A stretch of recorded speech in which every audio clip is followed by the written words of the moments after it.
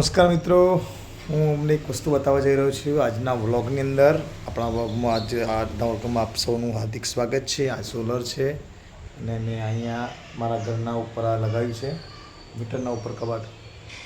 એક વાત તમને કહું કે અમે જ્યારે 11 થી 5 સ્કૂલમાં જઈએ તો 11 થી 5 અહીંયા આ જે દેખાય જાય ત્યાં ઉપર ત્યાં કબૂતર આવીને કાંઈ બેસી જાય છે, બંને કબૂતર.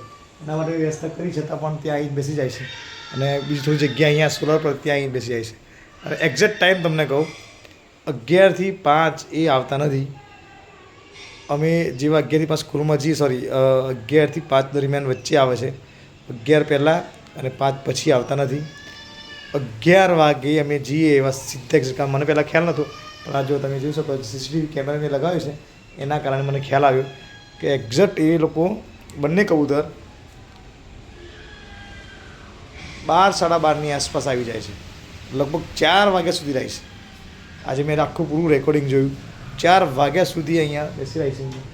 ઉપર દેખાય છે ને, અહીંયા એ જગ્યાએ બેસી રહી છે અને પછી ત્યાંથી ત્યાં જ બેસી રહી છે. બગાડ તો કરે જ છે, જો કે આપણે એમને જગ્યાઓમાં ઘર બનાવ્યા છે એટલે થોડી તકલીફ રહે, પણ થોડું બગાડ છે એટલે થોડું ડિસ્ટર્બ થાય છે. એટલે હવે એના માટે મેં વ્યવસ્થા કરી છે, છતાંય બેસે છે. પણ ટાઈમિંગ તમે જુઓ, એક્ઝેક્ટ ટાઈમ એમને ખબર પડે છે કે આ લોકો નોકરી ગયા પછી જ આવે છે, એના પહેલાં આવતા નથી. હવે અત્યારે જો અત્યારે જો છૂટીને અમે ઘરે આવ્યા છે તો અત્યારે તમને ક્યાંય જોઈ એક કબૂતર પણ જોવા નહીં મળે, એક કબૂતર જોવા નહીં મળે.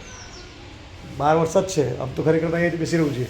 એને ખબર છે કે આવવાનો ટાઈમ થયો એટલે એક્ઝેક્ટ આવવાનો ટાઈમે જ કબૂતર જતું રહે છે, બંને કબૂતર. આજે મેં સીસીટીવી કેમેરામાં જોયા તો મને ખ્યાલ આવ્યો, ન તો ખ્યાલ ના આવતો. પણ હું વિચારતો નહીં આવતા હોય કદાચ, આ બધું લગાવ્યું છે એટલે. પણ આજે એકદમ અચાનક સાઉન્ડ ઇફેક્ટ મેં રાખી હતી આમાં, એટલે જે પંખા બેઠા અવાજ આવ્યો, અવાજના કારણે પંખો હલ્યો હશે એટલે મોશનના કારણે મને મેસેજ આવ્યો કે ભાઈ તમારા ઘેર કોઈ આવ્યું છે એવું. મેં મેસેજ રાખ્યું છે, કોઈ આવે મોશન થાય તો ખ્યાલ આવે. તો એ બોલે છે કે ભાઈ તમારા ઘરે કોઈ આવ્યું છે. મેં જોયું કે કોઈ આવ્યું નથી, ઝૂમ કરીને જોયું તો અચાનક મારી નજર અહીંયા પડી તો અહીંયા બંને કબૂતર ઉપર બેઠેલા હતા. કહેવાનો મતલબ એ છે કે આપણે ગમે એટલે વ્યવસ્થા કરીએ પણ એ લોકો આપણા જેટલા જ બુદ્ધિશાળી છે. આપણને એવું લાગતું હોય કે એ લોકો બુદ્ધિશાળી નથી પ્રાણીઓ, પણ એ પ્રાણીઓ આપણા જેટલા જ બુદ્ધિશાળી હોય છે. એક્ઝેક્ટ ટાઈમિંગે જ આવે છે અને એક્ઝેક્ટ ટાઈમિંગે જતા રહે છે. અત્યારે નહીં આવે, હવે આખો રાત સુધી નહીં, સવાર સુધી નહીં આવે, 11 વાગ્યા સુધી નહીં આવે.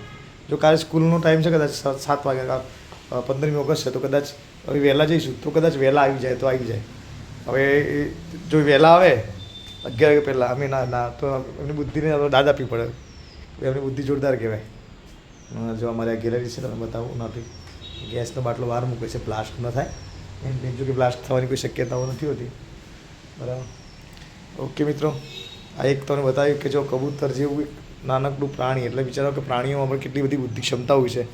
એ પણ તમારે જેમ ચતુર જ હોય છે, આપણે જેમ ચતુરાઈ કરીએ છીએ એમ એ પણ ચતુરાઈ કરે છે. ઓકે, મળીએ નવા બ્લોગની અંદર.